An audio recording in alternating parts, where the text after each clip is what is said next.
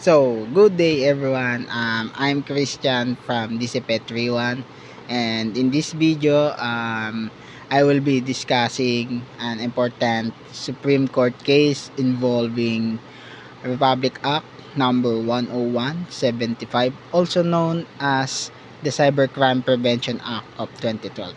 So, this case is entitled People of the Philippines versus Homerito S. Suleiman, decided by the Supreme Court in April 2023.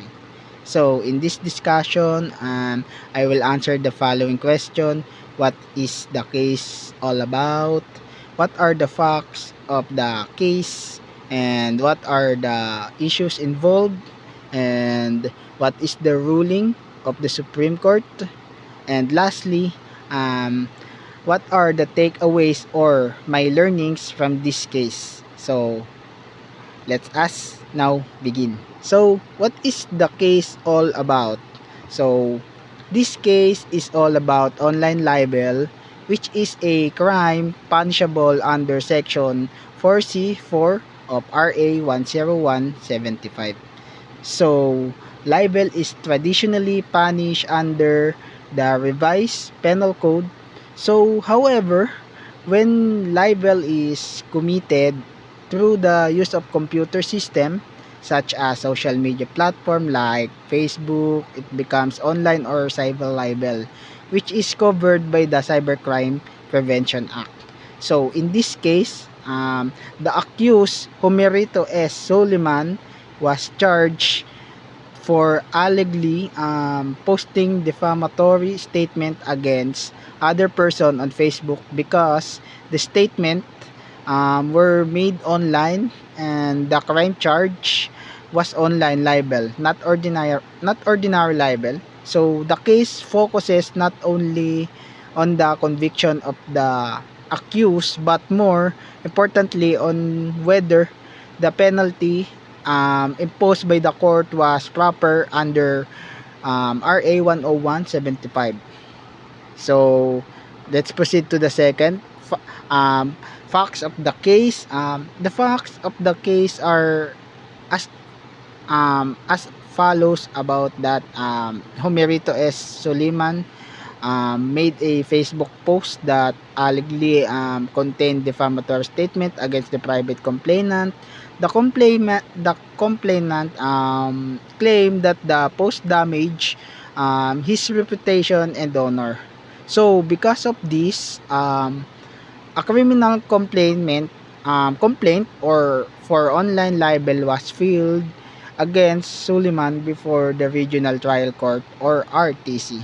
So after trial, the RTC found that the Facebook post existed, the statement were defamatory, there was intent to defame, and the crime was committed using a computer system. So, based on these findings, the RTC found Suleiman guilty beyond reasonable doubt of online libel. However, instead of imposing imprisonment, the RTC sentenced him to pay a fine of 50,000 pesos with no jail time. So this case was elevated to the Court of Appeals, which affirmed the conviction and the penalty imposed by the RTC. Eventually, the case reached the Supreme Court. So the third that we will answer is issues of this case. So the Supreme Court was asked to resolve the following main issues. So first, I think was the accused properly convicted of online libel under RA 10175. The second one was the penalty imposed by the RTC, a fine only, valid and legal under the Cybercrime Prevention Act. And the case the case raised an important legal questions. Thus, a RA 10175 required mandatory imprisonment for online libel, or do courts have the discretion to impose a fine instead of imprisonment? So this issue is significant because it affects how cyber libel cases are punished in the Philippines, in our country. So the fourth one that we will answer is the ruling of this Supreme Court. So the Supreme Court affirmed the conviction of Humerito S. Sulaiman for online libel. The court ruled that all the elements of online libel were present, and therefore the conviction was proper. More importantly, the Supreme Court held that the imposition of a fine instead of imprisonment was valid and lawful. So, and then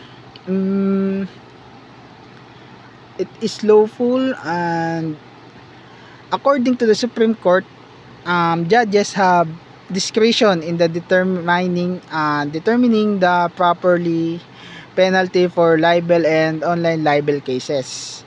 This discretion is supposed by existing rules and administrative circulars that encourage, I think, encourage court to impose fines rather than imprisonment in appropriate cases. So the Supreme Court emphasized that the penalty imposed must still be within the limits of the law, but imprisonment is not always mandatory. Thus, the court ruled that the RTC did not commit any error or grave abuse of discretion when it comes impose a 50,000 pesos fine instead of jail time. So my takeaways and learning in this scenario or case, from this case we can learn several important lessons. First, online libel is a serious crime statement made on online social media are not exempt from the law. Posting defamatory content online can result in criminal liability under RA 10175. And the second one, the case shows that freedom of expression has limits. While people are free to express opinions, they must do so responsibly and without harming the reputation of others.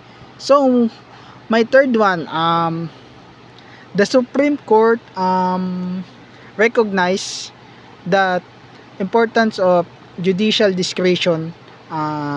Courts are allowed to consider the circumstances of each case and impose a penalty that is fair and just. Lastly, this case reflects a more balanced approach to a cybercrime penalties where punishment is imposed without unnecessarily depriving a person of liberty, especially when a fine is sufficient to serve justice. Overall, I have my conclusion. In my conclusion, people of the Philippines versus Humerito S. Sulaiman clarified the application of RA 10175 online libel, particularly on the proper penalty to be imposed. And my second one, it reminds us that actions online have real legal consequences. Okay? And that the law continues to evolve alongside technologies. So that's all in my conclusion and my learning takeaways. So thank you for watching, and I hope this discussion help you better understand the application of the Cybercrime Prevention Act in the Philippines, that is the Republic Act of 10175. Thank you.